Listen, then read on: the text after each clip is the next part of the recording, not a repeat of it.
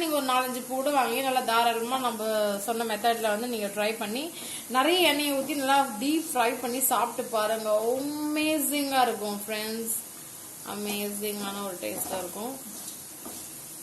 பாருங்க நல்லா ஃப்ரை ஆகிட்டு இருக்கு பாருங்க, செம்மையாக இருக்குல்ல.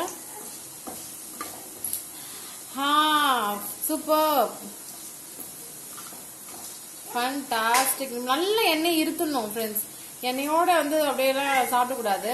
பாருங்க செம்மையாயிடுச்சு பாருங்க. காலிஃப்ளவர் பக்கோடா தயாராகி விட்டது.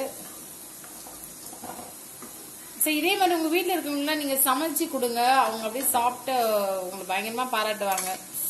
அருமையா செஞ்சிருக்கேமா, சூப்பர் அப்படின்னு சொல்லுவாங்க.